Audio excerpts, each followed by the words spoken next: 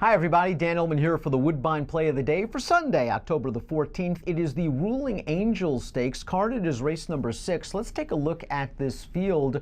We're going 6.5 furlongs on the Tapeta surface for 3-year-olds. $100,000 is the purse, 3-year-old fillies. This is the anchor leg of a $50,000 guaranteed early pick 5. And we'll talk about the horses in post-position order, beginning with the number 1 Glama Nation. And you have to wonder if 35% trainer Norm McKnight has turned Glama Nation's fortunes around. In her first start on synthetic for McKnight, she popped an 85 Beyer speed figure against a few older allowance horses, and she just looked good doing it, weaving her way through traffic, getting down to the inside and upper stretch, and exploding late to win with a career best 85 Beyer.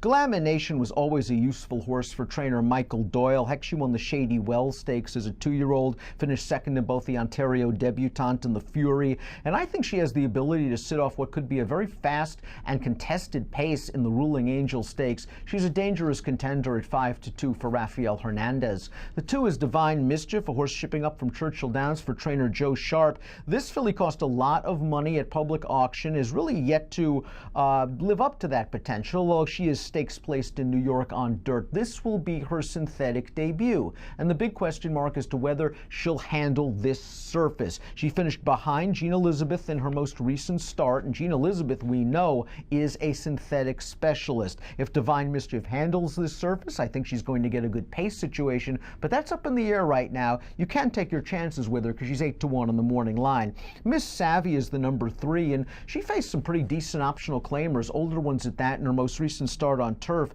The runner-up came back to win an optional claimer with an 84 Beyer speed figure, and you could make the argument that she's just a better horse on synthetic than on turf. She also likes to be part of the pace game, and with Jean Elizabeth right next door and a couple of other horses in here with some speed, most notably the number 8 Alexandra K, that's going to make her task a little bit more difficult. Please also note that Miss Savvy was a vet scratch on September the 23rd. Jean Elizabeth could be the speed of the speed, although I do think she's going to have to deal with the 8 and the 3 in the early portion of this race. They ran her on dirt most recently. She ran just fine in the Dogwood Stakes. She set a contested pace. She dug in gamely. She was only beaten a half length, and it's quite possible that 7 furlong distance just a little bit far for her. She's getting a bit of a cutback here. All of her synthetic sprints are good. She's been either a winner or right there at the end of her races. She's very consistent from a Beyer speed figure standpoint and has never been off the board in her career.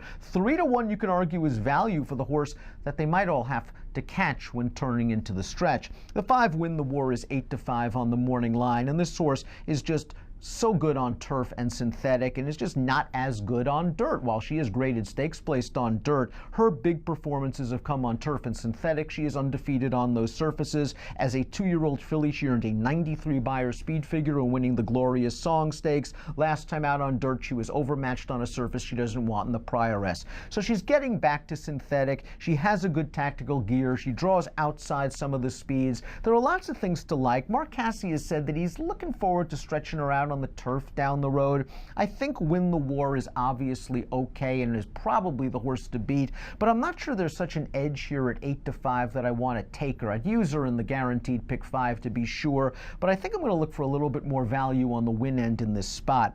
Ravinia, the 6, I thought looked good, winning a maiden special weight last time out, going 7 furlongs. She's very lightly raced. She'll make her 3rd start of the form cycle, but she's just going to have to continue improving her Beyers if she's going to compete with these stakes horses.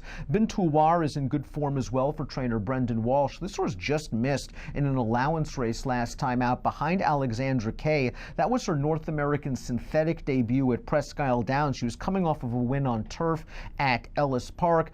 She will appreciate the fast pace up front because I think she's more of a one-run late closer, and if the pace is fast, she has a puncher's chance. Alexandra K wired the field 2 starts back when beating Bintuwar, and then did it again at Presque Isle Downs for a weaker $25,000 beaten tag. She has speed. Not sure she's as fast as Jean Elizabeth. Not sure she's as fast as Miss Savvy. Not sure she's able to rate and finish with horses like Win the War and Glama Nation. So maybe she's just a bit pace and class compromised in this spot. A lot of folks are going to be looking at Win the War as the most likely winner of this race, and she might be, but I'm going to take the number 1, Glama Nation.